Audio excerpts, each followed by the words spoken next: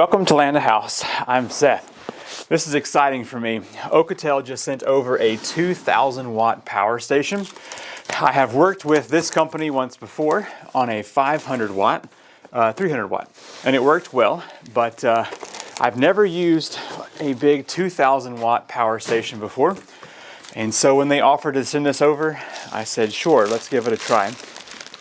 This thing is heavy. It's like picking up a lead acid battery. I'm gonna drop this box on the ground and then I'll pick it up for us here. Okay, here we go. So this video is basically just a unboxing and quick review.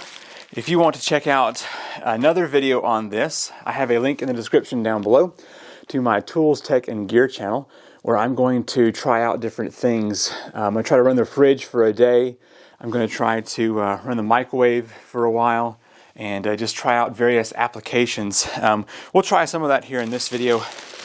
I just wanted to give you a link to that other video because I was thinking, what if I put some solar panels up on the hill and I can run, this thing is a pass-through, so it can be charged and used at the same time. And so what if I had this thing charging during the day with like 500 watts of solar and then ran my fridge all the time off of this? Might be cool. Anyway, check out that video in the description down below. This kit comes with the power station itself. We'll go through all of its features in a moment. It has a user manual, a few grammar issues, but it's pretty well written. It also comes with this power cord right here, which goes from MC4 connectors to Anderson plug.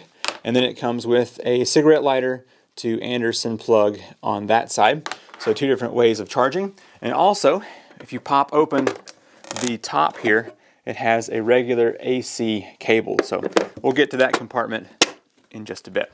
So let's take a look around this power station. This is the front. You've got your power button up here. You've got a really nice LCD screen right here in the front. This is your DC side. So we've got cigarette lighter. It's a 12 volt, 10 amp over here. You've got that connector. I'll have to see what it's called. 12 volt, 10 amp. Let's get that plug back in there. Anyway, now then you got a couple of barrel plugs down here. 12 volt, 3 amp. DC on button right there. If you move over here, you've got some USB and then some USB-C over here and the on button there and then a light. Anyway, we'll go over all those features in just a bit. If you turn this way, so the whole box weighs 48 pounds, so it is fairly heavy. Right here is your overload protection, so if this thing were to be struck by lightning, hopefully it would trigger that. If you pop this open here, the door does stay up on its own, which is nice. You can plug your AC right there. It's 1100 watts, sorry. Supercharge 100 or 120 volt AC, 50 or 60 hertz input. And over here, 500 watt max input is 12 to 48 volt, 15 amp. So we'll probably try using some solar here in just a bit. All right, let me pick this up and spin it a little bit more here. All right, so on the back's just got some information. That's really helpful, but we'll go over that in a bit. Oh, also there's cooling fans on one side and air intake on the other here. So this one right here has got the two cooling fans. So over here is your AC output. This is the on button here. It also can swap between 50 and 60 hertz, so we may look at that in just a bit. But the total wattage output is 2,000 watts, and so you have to divide that up between all of these. And you can probably use 2,000 watts on a single plug if you need to. Now on the top of the unit, it has two metal carrying handles. It has some little rubber stoppers here so you can put things on top and not worry about scratching it or sliding it off. It also comes with this little compartment here. Let's pull this off. There we go. So when you open this up, it's where you can store your cables. So there's your AC cable, and let's see if these will fit in here.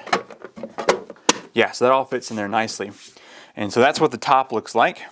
Let me see if I can tilt this down. We can see what the bottom's about. So some nice robust rubber feet, and that's it down there. Let's turn this thing on. So I'm going to hold this down for a second or two. And power came on right there. It says 33%, and it's got an hour range over here. Has no input, no output. And down here, there's a bunch of different lights that can come on to show you the output that's being used. It's also showing 60 Hertz is the setting right now, and that is what we want. So let's go ahead and touch this over here. Let's hold it down.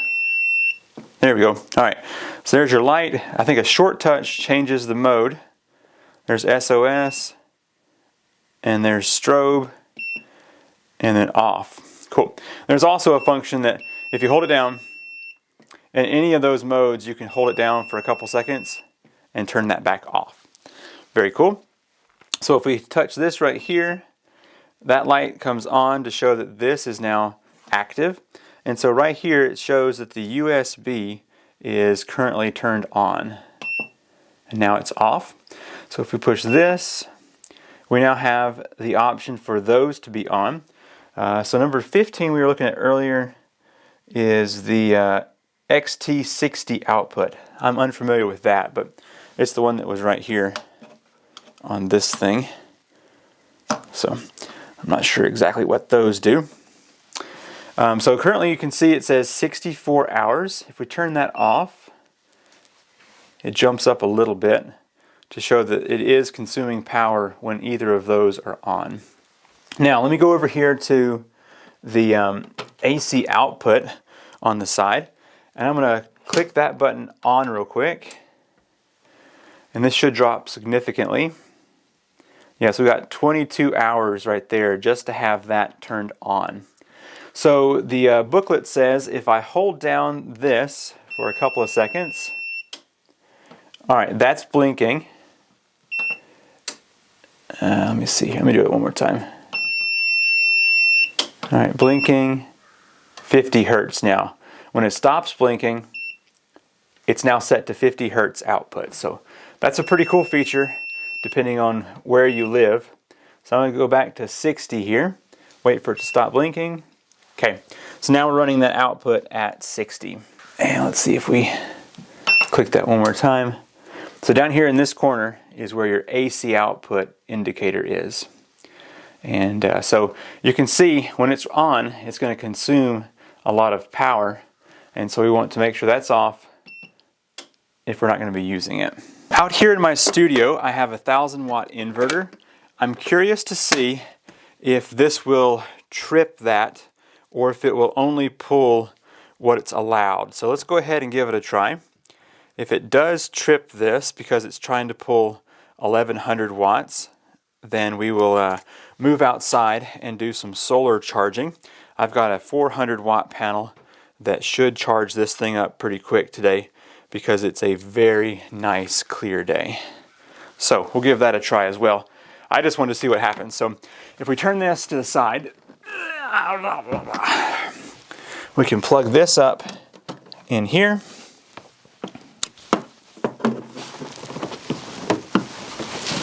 And then plug this up over here.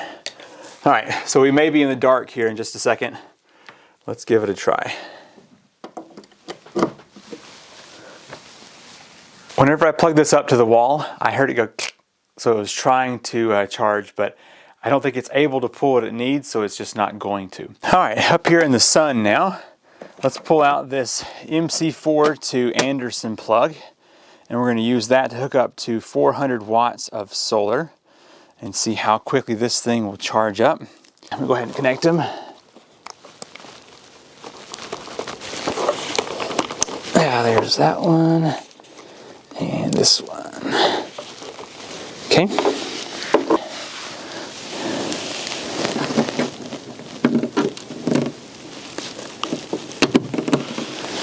All right, let's see what's on our display.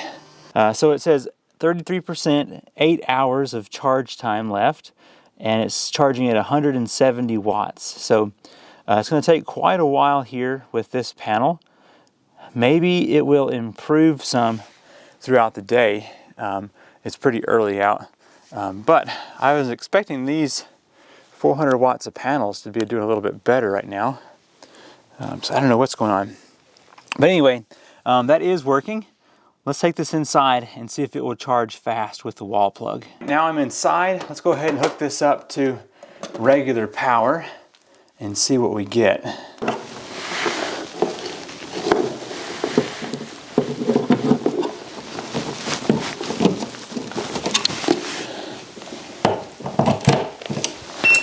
Okay, it clicked on immediately, which means out there in the shop, it must not have had the power that it needed. So let's look at the display here. So we got, let's see, 648. Let's see if that jumps up to the 1100 that it advertises. Yeah, it's got the supercharge indicator right down here. It says it'll be done in 2 hours at the current rate. It seems to be hovering around the 650 something watts input. Let me give that a second and see if it jumps up any. I let this sit for about 10 minutes and it's up to 660 watts input, 40% complete, still says 2 hours. So I'm not exactly sure how they get that 1100 watts for input, but currently it's just showing 660. So let me go ahead and give this about 2 hours and we will see it fully charged and start doing some testing. Something interesting just happened. I think maybe the whole box warmed up enough because the cooling fans came on. It jumped up to 1100 watts input and the time dropped down to 65 minutes and we got 46% here on the display. So I'm guessing it was just a temperature thing because it was about 23 degrees outside a little while ago and it must have warmed up enough in here to really kick on. So we have finally reached that full watt input that we were hoping for. Nice. So anyway, it'll be done faster than expected and we can get on with this test. About 2 minutes ago, this reached 100%. It now says 99 hours here and no more watts coming in. And I don't know if you can hear this or not. There's a very weak sound of the fans blowing over here. It's just barely coming out. I anticipate that will shut off here in a bit. I don't see any watts being used, so hopefully it's just pulling like 1 watt or something like that. But anyway, it says it's 100%. Let's go ahead and pull this. I still hear those fans going. Let's go ahead and close that up. So now we are at 100%. We can start testing this out on some real applications. I now have the Oukitel 2000 watt power station fully charged. Let's go ahead and do some AC side testing. So I'm going to open this up. I'm going to turn this on by holding that down. Okay, it's beeped, so it's on now. So now I can push the AC button. So that is now on. Now I've got an angle grinder which will use about 800 watts and a circular saw which uses about 700 but runs at about 550 or so. So anyway, those combined we should be seeing somewhere around 1500 watts. So I'm gonna go ahead and plug those up real quick. And the combined power output is 2000 watts between the 6 different outlets. So let's go ahead and just plug these 2 here and see how well that's going to operate. It's probably loud enough to wear some ear muffs. I'm not sure that dual wielding these power tools is the smartest option, but we want to test this out, right? So okay, here's one. And here's 2.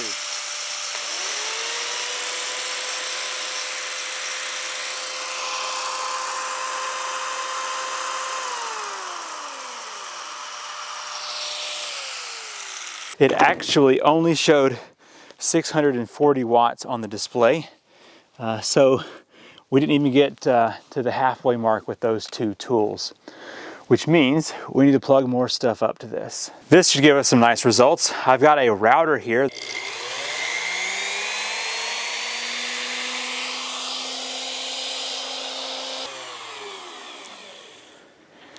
Well, that's no good. It's running at 170 watts. So let me find some more stuff to plug in. Okay, bear with me here. This light right here will operate at 200 watts. The angle grinder is going to be spinning free at somewhere around 300 watts. This is going to be running at around 130 to 150. And then I'm going to pull this on and cut a board and look at the display at the same time. And hopefully we'll see somewhere over 1,000 watts. So anyway, let's see what we get here. So step number one, I'm going to plug in 200 watts. There we go. Step number two, angle grinder. Number three.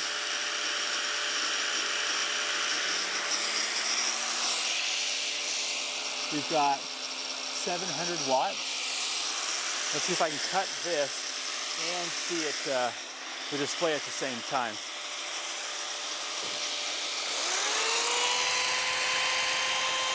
We got 1,200.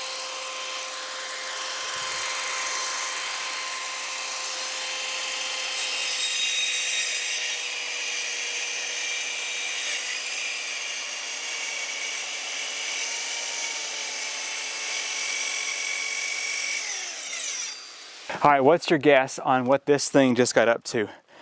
I just made this little cut right here and had all of those running.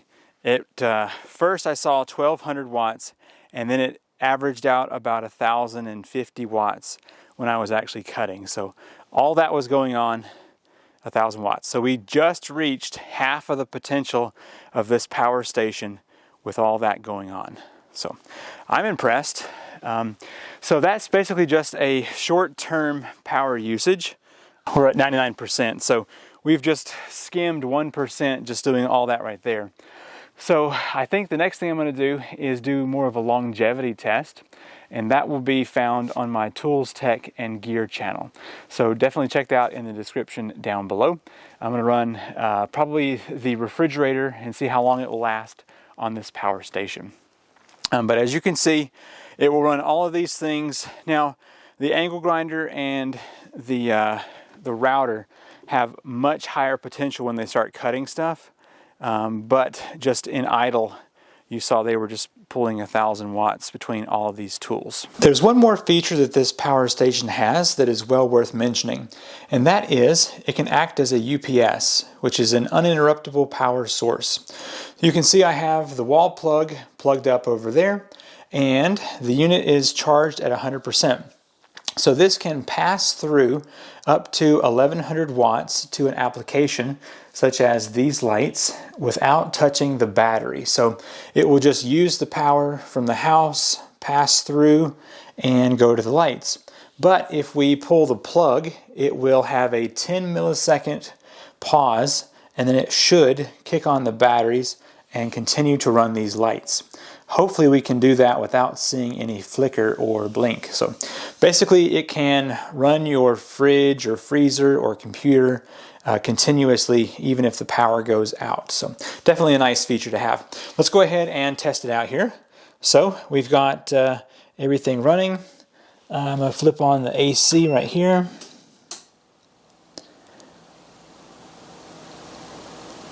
Okay. Let's go ahead and click on here and here. All right, so that is operating. We've got 75 watts input, 75 watts output. So hopefully what's happening is power is just passing through this, and it's not having to use anything from the battery itself. So the telling sign will be if I pull the plug, will those lights stay on? So here we go. Nice. So nothing happened there, and it's actually pulling a little bit more power now. Let me see if I can get it to focus. 77 watts versus the 74 it was doing before. But anyway, there you go. It definitely continued to run that and did not have any dropout or flicker. Looks like it's going to discharge at 16 hours to run that 77 watts. Now we know the AC side of this unit works very well. Let's go ahead and turn this back on and test out the DC side. So we've got 99% on the charge. So I've got this little speaker that needs to be charged up. So let's turn the DC on. And let's go ahead and plug this first one up here. All right, that's consuming a whopping 2 watts. So let's go ahead and plug up this tablet. I think it's right at 50% charged, so we'll go ahead and plug that up. This is a USB-C, but it should work. Yeah, so 50% on this tablet. Now we're using 15 watts. And then let's go ahead and plug up another one of these to charge some walkie-talkies. One thing I'm noticing is that the USB plugs seem to be a little bit loose on this unit. Just for example, if I just tug that, it's a little loose. I mean, it's not terrible though. I think it'll do fine. All right, let's plug that up. It's using 16 watts. Second one, now we're using 17 watts. So it indicates that it will run this right here for 76 hours. Or 74. So that's going to run that for a very long time before it is out of battery. So I'll be back in just a little bit.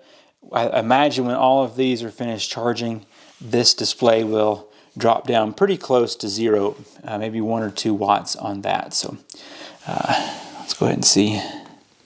Yeah, so 51% on this tablet.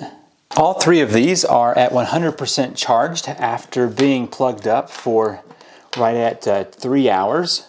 Now, I let this sit for 2 hours without charging anything, and it's at 97%. Hopefully it'll show up there for you. Yeah, there we go. So basically it took 1% of the battery to charge all of these, and the other 1% was just having this right here turned on. Ah, there we go, that's better. So I just had that turned on for an hour doing nothing, and it dropped at 1%. So that is something to mention. If you leave any of these on, it will drain it down pretty quick. So definitely turn that off. There we go. So this is the second unit that I have used from Oukitel. The other one was the 300 watt, and I gave that to my off-grid neighbor. He has used it every single night since I gave it to him about 2 months ago with his TV, and it has worked flawlessly. So if you want to check out the Oukitel 2000 watt power station, I have a link in the description down below, so you can go to the Amazon page and to their website. I will have a link to the Tools, Tech, and Gear video as well, so you can see me run the refrigerator for an extended period of time and hopefully use this in more of a real-world situation. Thank you so much for watching. I'm Seth with Land to House, and I will see you in the next video. Bye.